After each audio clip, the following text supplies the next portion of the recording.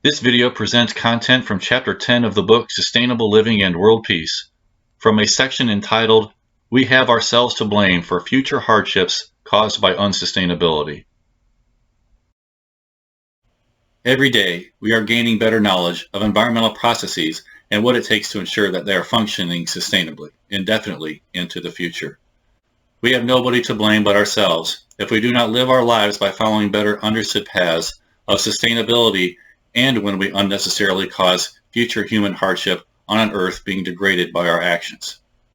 Future humanity could have a much harder time achieving the prosperity and realizing the opportunities we have today, let alone surpassing them, if we do not maintain a healthy planet and strive to live more sustainably.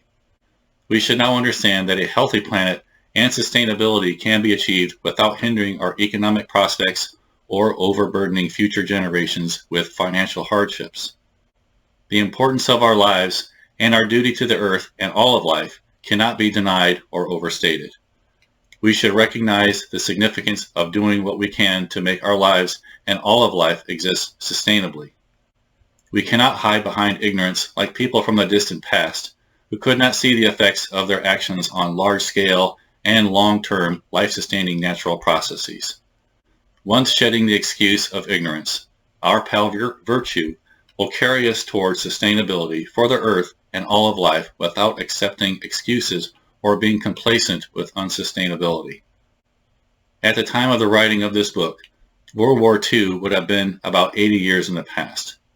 Think of how much the world has changed since then, and then think of how much the world could change in another 80 years from now. The era just after World War II was the beginning of the widespread use of synthetics and massive amounts of fossil fuels. Great advances in electronics, material use, computers, aviation, and space exploration occurred after World War II. All of these changes have happened within a relatively short period of time.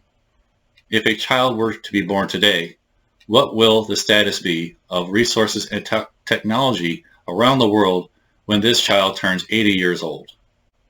Next, consider how much different the world could be in 2 lifetimes in terms of energy use, materials use, technologies, pollution, land conversion, deforestation, weaponry, and human understanding. Thinking beyond 2 lifetimes or even many lifetimes, what will the future be like for generations to come on into the endless future? Keep in mind that we are models for our children's behavior now and in the future. We are the ancestors of future generations, and they will inherit, either directly or in a form evolved over time, our cultures, traditions, ways to treat and respect people and other life, ways to utilize resources, and standards for how they live their lives. They will also inherit the earth in a condition that will be shaped by our actions and decisions we make today. What a great responsibility we have for the things with which we are entrusted. People of the future may look at our level of technology as being archaic, similarly to how we may view technology of ancient societies. However, dependent upon how we choose to live our lives today, people of the future may look back on us and think we were quite advanced in virtue, understanding of equality, allowing for the expression of unalienable rights, and care for the environment. They may see this of our society, or any society at any time, if we accept our responsibilities and allow virtue to guide us.